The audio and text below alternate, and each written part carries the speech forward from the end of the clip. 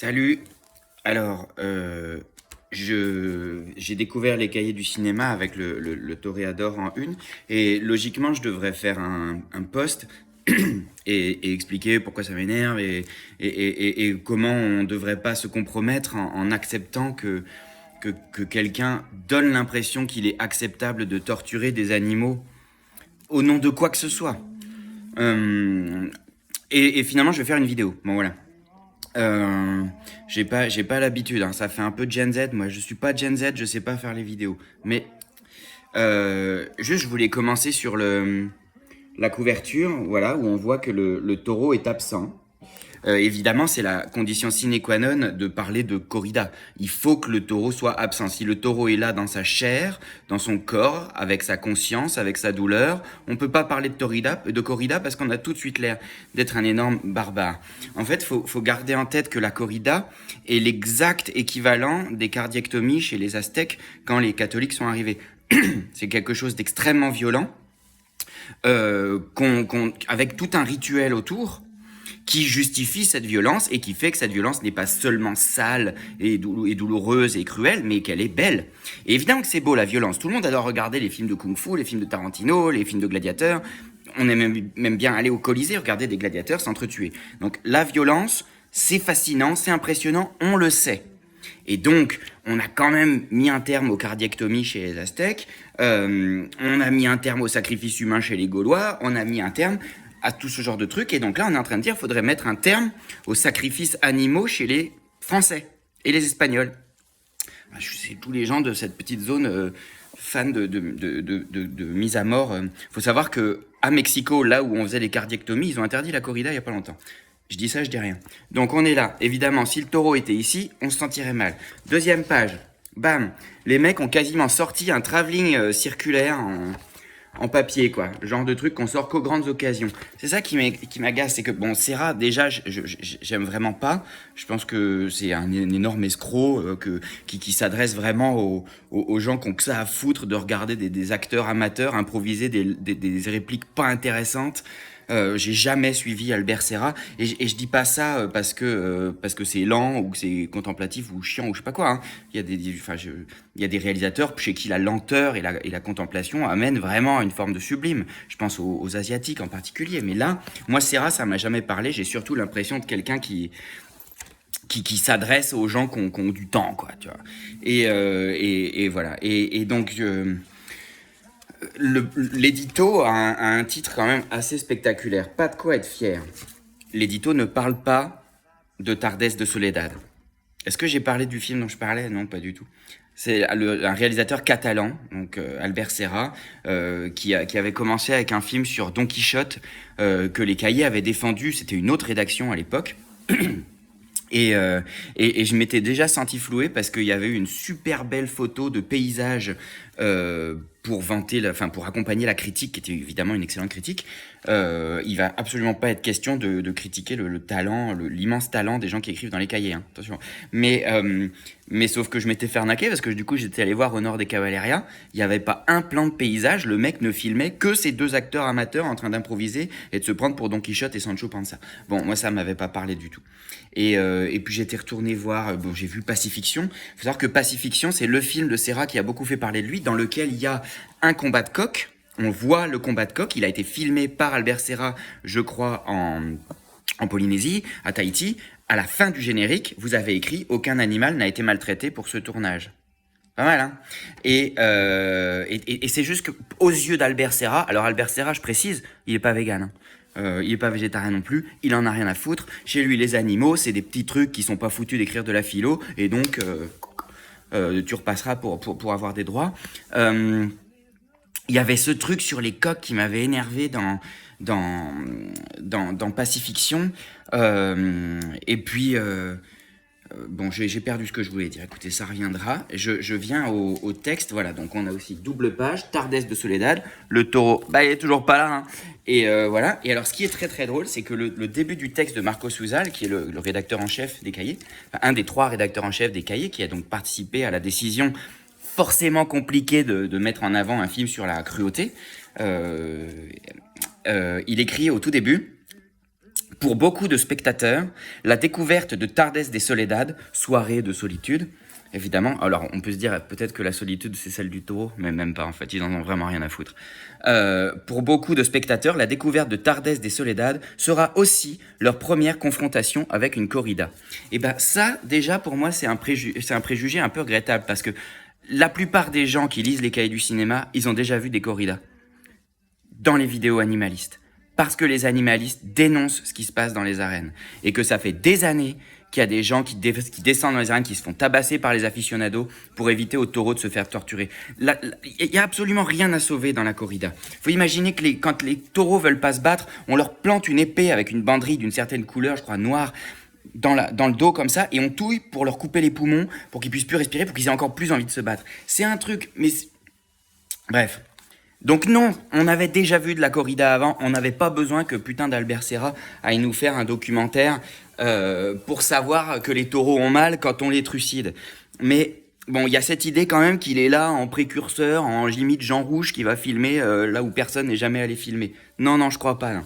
Alors, faut s'intéresser au crack et au callback, qui sont des associations anti-corrida les plus efficaces. Alors le CRAC, c'est l'association qui fédère un peu toutes les autres.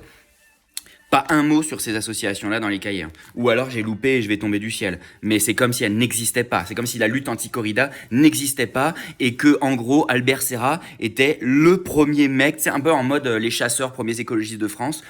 Quand on regarde Tardes de Soledad, on voit que le taureau il a mal. Du coup, en fait, il est contre en fait.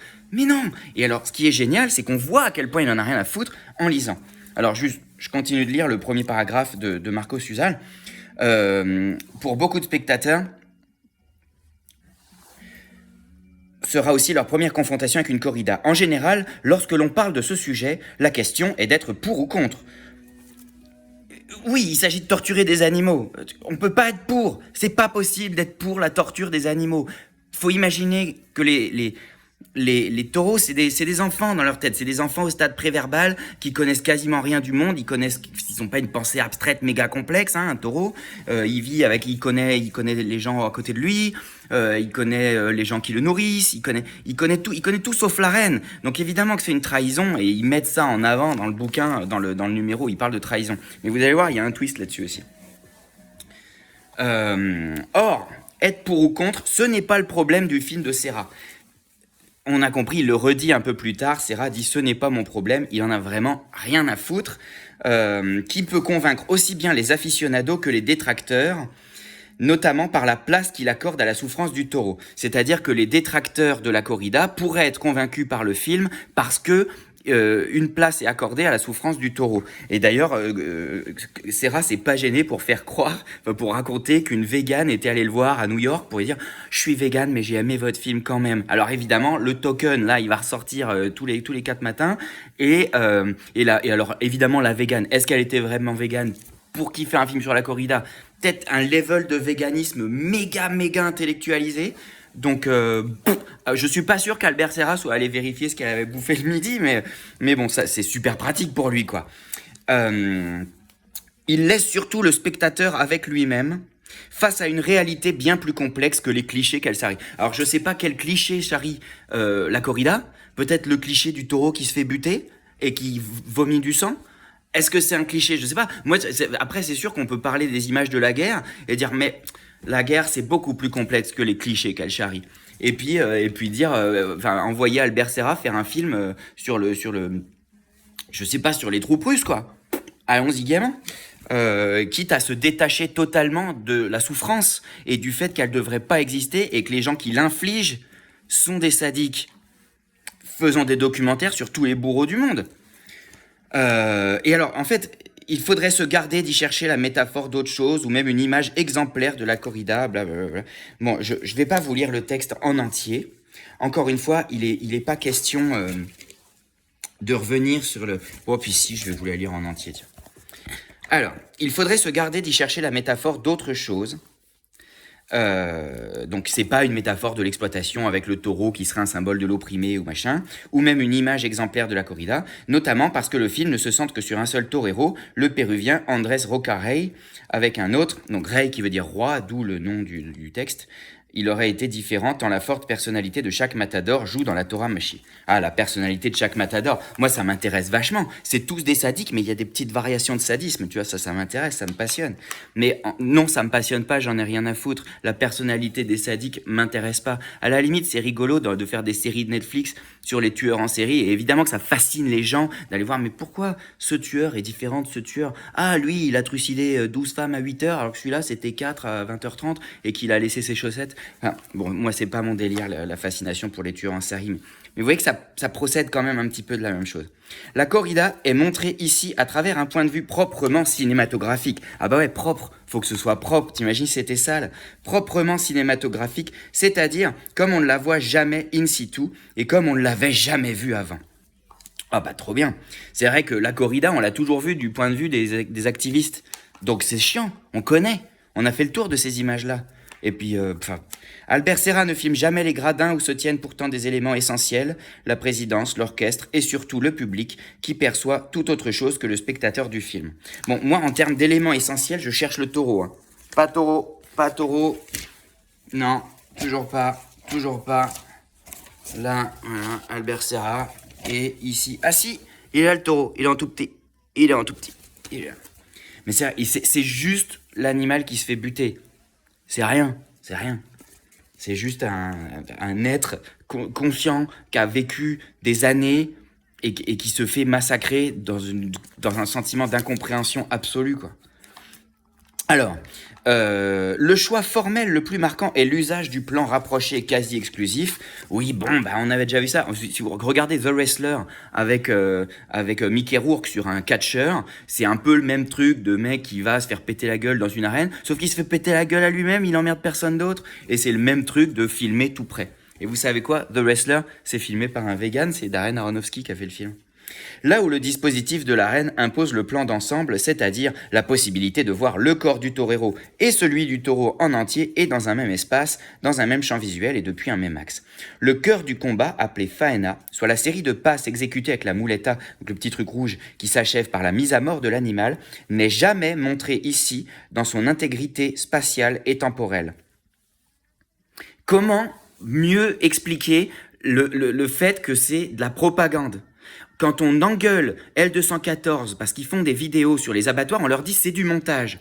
Si tu veux montrer qu'un truc a vraiment eu lieu, tu fais un plan séquence. Si tu veux montrer l'horreur d'une scène, tu la fais en plan séquence parce qu'on a le sentiment du temps réel. Là, le projet, c'est justement d'atténuer autant que possible l'horreur de ce qui se passe.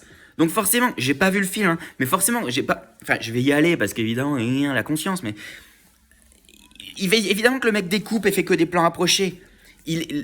Filmer la corrida en évitant la cruauté, c'est juste un art de lâche. C'est un art de fuir la réalité du truc. Ça vaut pas mieux que quelqu'un qui ferait un documentaire sur les abattoirs en mettant en avant la souffrance des employés et pas une seule seconde celle des animaux. Évidemment, ces documentaires existent déjà, j'en parle dans mon bouquin. Le cinéma des animaux, édition UV. En abolissant la distance et en transgressant l'échelle dictée par la reine, ainsi qu'en cassant la continuité de l'action par le montage, Serra défait la scénographie de la corrida, son équilibre, son harmonie, sa temporalité propre. Vous savez, je me dis, de la même manière qu'il a dit à la fin du générique de Pacifiction, aucun animal n'a été torturé pour les besoins de ce film, alors qu'il avait filmé des coqs, je pense qu'il se dit la même chose. Il se dit, c'est pas moi, c'est pas ma faute. Moi, j'ai juste filmé, c'est pas moi qui les ai tués. C'est pas pour mon film. Hein. Moi, je fais un documentaire, je fais pas une fiction. Et il se passait un peu la même chose avec Grave, d'ailleurs, de Julie Ducournau, là, qui était un film extrêmement spéciste. C'est-à-dire, par spéciste, il faut comprendre qui considère les animaux comme des tas de merde, avec rien dedans. Hein. Par opposition à antispéciste, qui considère les animaux comme des personnes. Et donc, il y avait déjà chez Ducournau, dans Grave, à la fin, un truc qui disait « Aucun animal n'a été maltraité », alors qu'on les voit... il y a des scènes avec des chevaux, il y a des scènes dans l'école vétérinaire. Donc, il y a ce côté chez les cinéastes spécistes qui consiste à se laver les mains et à dire « Mais les animaux, ils souffrent que je les filme ou pas ?» C'est un peu l'idée des gens qui bouffent de la viande en disant « mais ils sont déjà morts, donc autant les bouffer ». C'est d'une lâcheté qui me fait tourner la tête. À travers des variations sur quelques motifs condensés, déplacés, répétés, il assume ainsi de trahir une forme pour la transposer dans une autre. Alors, sur la trahison, je vais y venir tout de suite parce que sinon je vais oublier. L'interview de Serra, qui a été menée par Fernando Ganzo, qui est lui aussi un des rédac-chefs des cahiers avec Charlotte Garçon. Alors merde, je dis une connerie. C'est Charlotte Garçon, qui est aussi rédactrice en chef des cahiers, qui a mené l'interview avec Serra. Fernando, lui, il a fait... Ah oui, Fernando a fait l'interview. Fernando, je sais pas comment t'as fait, de l'interview de Francis Wolff. L'interview s'appelle « Une morale de la trahison ». Super classe comme titre, super classe. Évidemment que nous, on entend trahison du taureau. Et alors, il explique à un moment donné, j'avais feuilleté tout à l'heure, où justement, il est question de trahison. Écoutez, je vais retrouver, je vous dirai dans quelques instants. Mais moi, ce qui m'éclate, c'est qu'il parle de trahison. L'art de la trahison, tout ça, ouais, moi, je veux pas trop être fidèle, je fais ce que je veux, je fais mon film. Rocarrey, donc le torero, a-t-il apprécié Tardes de Soledad? Réponse de Serra. Il voulait absolument le voir avant sa projection au festival de Saint-Sébastien. Il en avait le droit par contrat, alors même que le son n'était pas encore monté ni mixé. Il est très difficile de regarder un film qui est encore en cours de fabrication. Il faut faire abstraction de toutes les scories qui vont disparaître. Il a été choqué par certaines phrases qu'il prononçait, même si je lui disais qu'on ne les entendrait pas une fois le montage achevé. Là, ça me fait penser à Paul Verhoeven qui avait dit à Sharon Stone non mais je te jure qu'on verra pas ce qu'il y a sous ta jupe au montage, et Paul Verhoeven a trahi Sharon Stone, on a vu tout ce qu'il y avait sous sa jupe et ça s'est retrouvé à Cannes. Et ben vous savez quoi, Albert Serra, il a pas trahi le toréador. Je me souviens qu'il n'aimait pas non plus une scène à Madrid où il est sifflé par la foule. J'ai tenté de le rassurer en lui disant qu'on enlèverait les sifflets. Mobibou, il voulait pas qu'on entende qu'il se faisait siffler par les gens qui ont une âme. Et ben ouais, évidemment, mais donc l'art de la trahison, trahir le taureau, easy. Trahir la scénographie de la corrida, ok, easy, parce que la scénographie de la corrida, elle est un peu crade en vrai. Et donc du coup, le seul qui trahit pas, c'est le putain de torero. C'est le mec, le sadique, qui a décidé que pour gagner sa vie, pour donner du sens à sa vie, il fallait qu'il tue des innocents. C'est pas de la trahison, c'est du lèche-boulisme au dernier degré. Alors, moi, ce qui me saoule aussi ici, Albert Serra, il m'énerve. Moi, ce qui me fatigue ici là-dedans, c'est aussi que dans ces cahiers du cinéma, il y a page 76, une table ronde avec 4 critiques, dont Raphaël Nuyer, avec qui j'avais travaillé sur le cinéma des animaux. Et donc j'accuse absolument pas les cahiers d'avoir pris massivement un virage spéciste ou je sais pas quoi. Donc la table ronde avec Raphaël, Élodie Tamayo, Romain Lefebvre et Claire Alouche s'appelle « Contextualiser ». Où ça commence, où ça finit. Et en fait, ça revient sur la projection du Dernier Tango à Paris à la Cinémathèque, qui est un film qui contient une scène de viol non simulée, et il y a eu des manifestations pour dire mais on montre pas ça comme ça, on contextualise, on explique, on dit pas Marlon Brando, ce grand acteur, regardez ses rituels, il met sa jolie robe et il fait son petit rituel de petit matador d'actrice, quoi. C'est la même fascination, la même. Et dans la table ronde contextualisée qui a lieu 30 pages après le bordel sur Tardes de Soledad, le chapeau dit « La nécessité de contextualiser ne cesse d'être rappelée dans les débats actuels autour de films considérés comme problématiques. » Intéressant, c'est vachement bien vu d'avoir mis ça dans le numéro sur Tardes de Soledad, les gars. Notamment d'un point de vue féministe ou décolonial. En tant que critique, qui par ailleurs présentons régulièrement des films en salle, et pour certains d'entre nous enseignons ou programmons, nous passons notre temps à nous coltiner de la contextualisation pour la penser, y contribuer, en définir les termes, mais aussi la défaire pour revenir aux formes. 4 plumes régulières des cahiers en discutent, s'appuyant sur leurs propres expériences, etc. Évidemment que c'est chiant la contextualisation, parce que tu as l'impression que tu voudrais être tout seul avec l'œuvre d'art, et parler de ce que ça te fait, et de pourquoi c'est beau, et de pourquoi c'est intelligent, etc. Et que tu te retrouves avec les pieds dans le réel, avec les manifs, et les gens qui ont juste une morale comme ça, binaire, alors que nous, on aime bien la subtilité. Et du coup, c'est chiant de contextualiser, il faut le faire, c'est clair, évidemment. Il faut pas que des gens, que des jeunes regardent Dernier Tango à Paris et se disent que l'actrice que Maria Schneider était payée pour ce qui lui arrivait. C'est pas possible. Sauf que là où c'est pas possible non plus, c'est de commencer en disant, d'un point de vue féministe et décolonial, et d'envoyer chier les animalistes. Parce que le film de Serra, là, qui fait la une, il est très problématique, mais d'un point de vue animaliste. Et le point de vue animaliste, les cahiers, ça leur passe complètement dessus. C'est pas général, hein, attention. J'ai lu plusieurs fois, je sais que Hervé Aubron, qui écrit sur le texte, parle d'antispécisme, Thierry Méranger en parle, je sais pas, et ils écrivent antispéciste sans tirer, c'est pour dire. Non, mais c'est pour dire que c'est des gens qui savent de quoi ce que c'est, quoi, que ça existe. Je comprends pas pourquoi, au nom d'un putain de connard de catalan qui a décidé d'aller cirer les pompes des tueurs d'animaux en costume, on va... tout d'un coup foutre tout ça à la trappe et l'invisibiliser. Parce que c'est ce qui se passe du coup. Ce qui se passe, c'est que à la fin, ça n'existe plus. L'animalisme n'existe plus. D'un point de vue féministe ou décolonial, il y a les humains, les femmes, les personnes racisées et les autres. C'est pas une cause, ça mérite même pas qu'on en parle.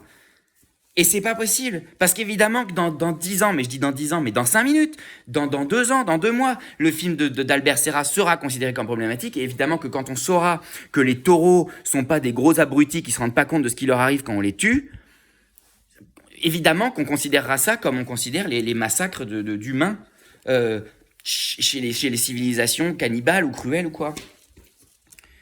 J'ai pas fini. Ça fait 20 minutes, c'est déjà le temps d'un épisode de New Girl. Je sais qu'il faudrait que je me calme, mais je vais pas vous lire tout le texte de Marco Suzal, juste la fin. Faut savoir aussi que il y a la mort de Louis XIV qu'on voit ici. C'est un film. Albert Serra a fait un film sur la mort de Louis XIV, qui est un film historique comme ça. J'en parle dans le cinéma des animaux. En fait, l'idée, c'était de prendre ce film-là et de montrer comment, avec une grille animaliste, on peut analyser n'importe quel film et comment le fait de percevoir les animaux comme des personnes révèle une richesse métaphorique dans les œuvres où elle était même pas forcément là délibérément ou alors où elle fonctionnait comme impensée. Et donc, dans La mort de Louis XIV, il y a tout un truc d'impensé parce que c'est un peu la mort du lion, quoi, avec sa crinière, il a des animaux autour de lui, il est traité comme un animal qu'on va regarder mourir, donc avec des gens autour de lui, donc il y a déjà un peu l'idée de la reine qui regarde mourir l'animal, et puis l'animal sacré, parce que c'est... mais c'est un acteur, c'est Antoine Doinel, c'est ça qui joue le roi, c'est un acteur, c'est pas pareil, et ça c'est vraiment important de le comprendre, de faire semblant de tuer un animal et de le tuer vraiment. C'est définitif de tuer un animal. Une fois que les animaux sont uniques, on n'a pas l'impression, parce qu'on a l'impression qu'ils ont tous la même tête, mais pour eux, ils sont uniques. Et le massacre des taureaux dans l'arène est pas quelque chose qui devrait être autorisé dans une société qui se veut non violente, dans une société qui accorde des droits aux plus faibles. La corrida, c'est juste le poison qui juste va laisser revenir l'extrême droite, quoi, qui laisse revenir la volonté de domination parce qu'on est plus fort, parce que nous on sait faire de la philo et que donc on peut buter ceux qui savent pas, quoi. La fin du texte de Marco Suzal. Comme pour Sancho Panza, la grossièreté assumée des membres de la quadrilla est le pendant nécessaire à la noblesse du torero. Moi je me dis, c'est pas possible d'avoir fait un film qui légitime le fait de parler de noblesse du torero. Il y a aucune noblesse dans le fait de tuer un animal qui a aucune chance de s'en sortir. Le torero, il a un risque sur 4000 de se prendre un coup de corne dans le fion. Le torero, il est sûr de se faire buter. Sûr. C'est absolument pas équitable. Et c'est les mêmes conneries que les gens qui vous disent que les vaches ont signé un contrat avant d'aller à l'abattoir et qu'en gros on leur a donné la vie et qu'il faut qu'elles la rendent et que c'est normal. C'est le même truc qui fait qu'on va accepter que le torero soit noble. Non, c'est pas noble, c'est lâche, c'est d'une lâcheté absolue. Leur présence, alors la grossièreté est la pendant nécessaire à la noblesse du torero, leur présence fervente et leurs mots adulateurs, toute cette adoration quasi amoureuse. Ah oui, c'est ça que je voulais dire au début. Albert Serra était interrogé par les cahiers dans les films les plus attendus de l'année, ça devait être 2025. C'était en 2024, il y avait eu un truc sur les réalisateurs qu'on aime bien, où ils en sont, qu'est-ce qu'ils font en ce moment. Et Albert Serra avait dit un truc du genre, moi je serais ni pour ni contre, je vais juste regarder, c'est tout, je touche pas. Et puis dans les dernières interviews qu'il a données, on voit qu'il a un peu quand même changé son discours au point de dire bah oui, si on filme quelque chose, c'est forcément que ça nous intéresse un peu. Si on filme quelque chose, c'est que ça nous fascine. Et là, dans les interviews, il en fait des caisses sur la fascination pour la violence. Encore une fois, je juge pas pour ça, je juge parce que au lieu de travailler sa fascination sur la violence sans buter d'animaux, il va aller il va aller effacer les sifflets sur les corridas, quoi, pour donner l'impression que le mec est un héros. Et ça fait que maintenant, du coup, en France, à Paris, où il n'y a pas de corrida et où les gens pourraient manger vegan tous les jours et arrêter d'emmerder les animaux et de les envoyer à l'abattoir, ça fait que en France, à Paris, en ce moment, on se retrouve avec des textes comme ça qui parlent d'adoration quasi amoureuse de Torero. Qu'est-ce que ça nous ferait de voir un film qui parlerait d'adoration quasi amoureuse du prêtre qui fait les cardiectomies à Tenochtitlan ou du prêtre qui pousse les enfants dans les cénotés chez les Mayas? Qu'est-ce que ça nous ferait? Et là où ça m'énerve encore plus, c'est que le mois dernier, dans les cahiers, il y a eu un texte d'Olivia Cooper-Adjian qui était génial sur João Monteiro. João Monteiro, c'est un réalisateur portugais qui est installé, qui a fait Venise, Cannes, ce que vous voulez. Il est recommandé par Lonely Planet, machin. Quel film voir pour se faire une idée du cinéma de tel pays? Je regardais João Monteiro. Donc moi, j'ai regardé La Comédie de Dieu, là, je sais plus quoi. Celui où il joue un glacier qui emploie des adolescentes. Et il y a une scène en plan séquence. Là, pour le coup, il s'est pas emmerdé avec la scénographie, Monteiro. Plan séquence sur la baignoire où on le voit plotter une adolescente. C'est pas du cinéma et l'adolescente, elle est pas en image de synthèse. Il a fallu 30 ans au cahier pour faire un texte qui disait cette scène prouve que tout ce qu'il dit dans ses films précédents, c'est de l'enculage. Tout ce qu'il dit dans les films précédents, c'est de l'hypocrisie, c'est faire semblant d'être un cinéaste, faire semblant de s'intéresser aux humains, faire semblant de s'intéresser à l'égalité entre les hommes et les femmes, pour au final, alors qu'en fait tout ce qu'il avait au fond de lui, c'était juste une vieille bite de mec qui a envie de tripoter des jeunes. Et donc, Olivia Cooper-Adjian a ce texte hyper fort, hein, il y a un paragraphe comme ça, je l'avais partagé, où elle dit, cette scène, elle fout en l'air son œuvre. Et du coup, je m'étais dit, putain, ils prennent un auteur installé qui a été défendu, présenté, qui a eu ses rétrospectives partout.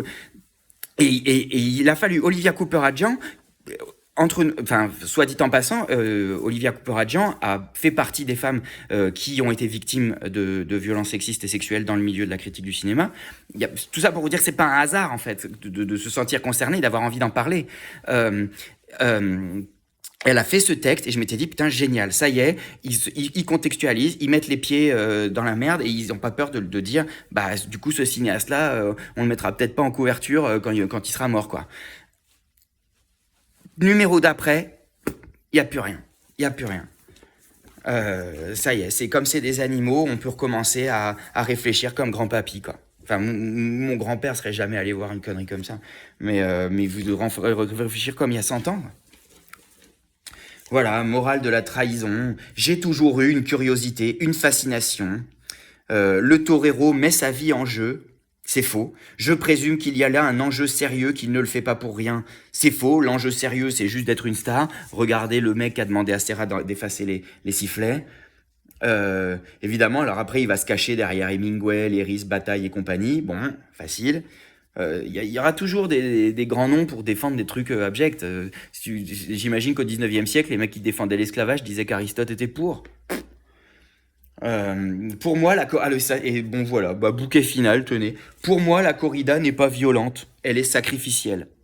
Ça n'existe pas un truc qui est pas violent et qui est sacrificiel. Ça n'existe pas un truc qui est sacrificiel mais qui est pas violent. Enfin, ou alors on euthanasie le taureau, tu vois. C'est sacrificiel parce que c'est violent, parce que le mec souffre. Si Jésus, il avait pas souffert, ça aurait pas été un sacrifice. Évidemment que c'est violent.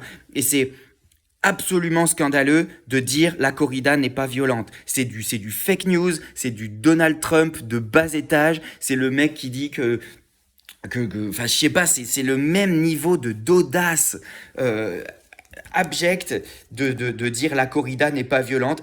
En gros, c'est juste des mots. Il joue avec les mots violente, un mot banal, un mot moche, un mot nul, sacrificiel, un mot 5 étoiles sur Pokémon Snap. Donc du coup, il enlève le mot banal, nul, dont personne veut, et il met un mot super brillant, super bling bling, sacrificiel. Tu vois? Alors qu'en fait, évidemment que c'est banal. Tuer un animal, il n'y a rien de plus banal. C'est juste que là, les mecs, ils le font devant des gens qui regardent et qui se retiennent de vomir et des enfants qui se demandent pourquoi leurs parents les ont traînés là. Il y a Ça a aucun sens d'imaginer que parce que c'est sacrificiel, c'est beau. C'est juste. Enfin, je sais pas dire c'est pas violent, c'est sacrificiel. Chez les Premières Nations d'Amérique, on sacrifiait des vierges par dizaines et dizaines à Cahokia comme ça. C'était pas violent, c'était sacrificiel. Et voilà, combien de caméras, ça dépendait de l'arène. Donc tout de suite, on passe à la technique. Et vous savez quoi, le taureau, on en a quasiment pas entendu parler. La place du taureau, dont parlait Marco Chusal au début de sa critique, elle est là. Elle est au tout début du dossier, tout début du texte. Le taureau, par la suite, il y est pas. Il y est pas. Est-ce qu'il y parle? Est-ce qu'il en parle du taureau, Albert Serra? Le torero met sa vie en jeu. Le taureau, il en parle pas. C'est pas violence, c'est sacrificiel. Nanana. La mort du taureau, on l'a vu dans d'autres films, mais avec les caméramens, nous étions obsédés par cette possibilité de filmer le taureau en train de mourir, malgré la dureté de la situation. Les gars, des vidéos de vaches qui meurent, il y en a déjà eu des millions. Il y a que ça plein Internet, et les gens s'en battent les couilles pour continuer de manger des burgers. Arrête de faire comme si t'étais original. Je le tutoie parce que je l'ai en face de moi. On perdait tout sens critique. Voilà. Non mais, on perdait tout sens critique. C'est écrit, j'invente même pas. On perdait tout sens critique. On devenait plus sensible à une certaine beauté, plus mystérieuse. Et ben voilà. Et c'est encore un militaire qui remporte une tringle à rideau. Dès qu'un truc est un peu grinçant, dès qu'on a envie de se débarrasser de la morale, on met du mystère. Les animaux, on veut les buter, on veut les bouffer. Qu'est-ce qu'on fait? On dit que c'est mystérieux. Et on engueule les animalistes qui disent qu'on peut comprendre ce qui se passe dans la tête d'un animal à l'abattoir. Non, non, non, non. Peut-être qu'il y a des larmes qui coulent plein des yeux de la vache, mais c'est de l'anthropomorphisme de penser que c'est autre chose que juste s'humecter parce qu'elle a les yeux secs. Tu vois, l'air, il est sec à l'abattoir. En vrai, je suis même pas sûr que les vaches pleurent quand elles sont tristes. Je pense qu'elles sont tristes et elles ont peut-être d'autres manières de l'exprimer. Mais tu vois, ce côté mettre du mystère. On veut pouvoir continuer de les massacrer, donc on fait croire que c'est mystérieux. Comme ça, vacances. Et donc c'est exactement, voilà. Première question, première réponse. On perdait tout sens critique, on devenait plus sensible à une certaine beauté, plus mystérieuse. Voilà. Voilà, c'est mystérieux. Donc, à partir du moment où c'est mystérieux, on est la morale a plus aucun sens parce que la morale, elle fonctionne sur les choses qu'on comprend et pas sur les trucs qu'on comprend pas. Parce que là, lui, il est parti loin comme s'il avait pris des champignons au fin fond de la jungle, quoi. Sauf que le mec, il était à portée de train et je suis sûr que le premier restaurant vegan était à 500 mètres de l'arène. Alors, avec quel moment avez-vous trouvé le film? Nanana. Le taureau regarde exactement dans l'axe de la caméra sans bouger ni être distrait. Il y a ça dans Cow de Andrea Arnold, hein, soit dit en passant. Où André Arnold filme la mise à mort d'une vache plein cadre à la fin du film, mais à aucun moment André Arnold ne fait passer les éleveurs pour des héros. À aucun moment elle nous dit que c'est sacrificiel, à aucun moment elle nous dit que la vache elle donne sa vie pour que nous on puisse bouffer du camembert. Elle est là la différence. Je suis énervé. J'espère que la vidéo va pas planter, qu'elle va charger comme il faut. Oui, bah Frédéric Wiseman. Frédéric Wiseman aussi, il a filmé des animaux en train de mourir. Dans Primate, qui est un des films les plus insupportables jamais filmés. Mais... qui est le film le plus insupportable jamais filmé. Mais... Wiseman fait pas passer des scientifiques pour des stars. Wiseman va pas effacer les militants anti-vivisectionnistes de l'image, quoi. Juste parce c'est pas honteux d'avoir une morale, quoi. Et un mec comme Albert Serra, il est tellement loin dans sa bulle de dandy. C'est un dandy, évidemment. Lui. Que voilà, c'est le truc le plus dandy possible, c'est d'aller filmer une corrida et dire je suis pas choqué, moi je trouve ça beau. Mais moi aussi je peux le faire. Moi aussi je peux aller faire des trucs, filmer des trucs, filmer du sang et filmer des gens qui souffrent et dire ouais mais regardez comme c'est intense la douleur. De toute façon c'est le principe du christianisme. Le mec est pas espagnol pour rien, pas catalan pour rien. Voilà. Reste-t-il une... Voilà, alors ça c'est le grand moment, j'espère que vous êtes encore là. Même si vous savez qu'ensuite le film peut être... C'est donc Charlotte Garçon qui dit, même si vous savez, enfin, ou Alice Leroy, hein. Alice Leroy qui a beaucoup écrit sur les animaux aussi. La vérité n'est-elle pas dans l'artifice, nanana. Même si vous savez qu'ensuite le film peut être perçu selon d'autres critères, comme un film viriliste à l'époque de MeToo, ou bien comme une apologie de la cruauté envers les animaux. Et ça, faut l'encadrer. Albert Serra répond, ce n'est pas mon problème. Ce n'est pas mon problème. Reste-t-il une place pour une morale du documentaire? Une morale de la trahison. C'est un absolu pour moi. Le documentaire doit toujours trahir son objet. Ouais. Et effacer les sifflets pour pas vexer le torero. Quelle hypocrisie, ça me fait câbler. Ah là là, je le câble. Alors, Francis Wolff, qui est interviewé ici, c'est quelqu'un qui a écrit de nombreux textes complètement cons sur les antispécistes et les véganes. C'est-à-dire que pour lui, l'humain est au sommet. Alors, il est bien au centre, il est un tout dans le grand mysticisme de mon cul, mais quand même à part, quand même l'humain à part. Donc, les animaux à l'abattoir, mais pas les humains, parce que les humains, c'est complètement différent. Donc, c'est tellement différent que les humains patouchent jamais, totalement sacrés, et les humains merde, et les animaux et les humains ça fait 35 minutes. J'ai jamais fait de vidéo comme ça. Qu'est-ce qui vous a le plus frappé dans Tardes de Soledad, demande Fernando à Francis Wolff. Faut lire L'imposture intellectuelle des carnivores de Thomas Lepelletier pour connaître Francis Wolff. Lepelletier prend des extraits de Francis Wolff et vous démontre que ça ne repose sur rien de tangible. Il n'y a pas de musique, nanana. Le torero lutte sur deux fronts contre le taureau et cette partie du public qui ne cesse de le huer. Oh, pauvre torero. On le voit lancer un regard hagard et haineux à cette partie de l'auditoire. Franchement, je pense que j'aurais pu trouver ce film génial si le taureau avait été en image de synthèse. Franchement, c'était Gladiator ou un truc, ouais, il parle du film sur Zidane, là, qui rentre dans l'arène. Mais on ne peut pas se compromettre comme ça. Aviez-vous déjà vu la corrida filmée ainsi? On ne l'a jamais filmée au ras du sable avec un cadrage aussi serré. Ouais, bah c'est Dune. J'avais fait ma critique de Dune en disant que Dune, c'était un film sur la corrida. Le père, dans le premier Dune, il est tué par une banderille qui lui rentre dans le dos. Et il y a tout un truc, une symbolique sur les taureaux et tout ça. Très à la mode, le sable. On voit essentiellement le corps à corps, on ne voit pas non plus la corrida, la fête, ni le rituel. Tout ce qui rendrait cette lutte à mort intelligible est occulté. La technique extrêmement complexe de la tauromachie. Ouais. La peur de la mort, mais je suis pas sûr qu'il parle de la peur de la mort dans le... du taureau. Le sang est peut-être le motif esthétique principal. Le film insiste beaucoup, peut-être trop, sur l'agonie du taureau. Ah, peut-être trop. Je me disais, putain, intéressant. Évidemment, Francis Wolff, il a pas envie qu'on insiste sur la souffrance du taureau. Mais les ultimes réactions physiologiques du taureau déjà mort sont encore plein cadre. Ce n'est pas l'aspect le plus glorieux du spectacle de l'arène. Oh bah non alors. À tel point que je pense que certaines organisations anti-corrida ont validé le film en se disant qu'il montre combien c'est un spectacle barbare. Alors, à tel point que je pense que certaines organisations anti-corrida, je pense qu'il faudra vérifier, parce que moi je pense que c'est pas vrai. Il est vrai que l'image de l'agonie met au défi toute argumentation. Voilà. Ça a du sens. Montrer la mort dans toute sa crudité me semble, je dis pas éthiquement, mais cinématographiquement défendable. Oh là là, d'accord.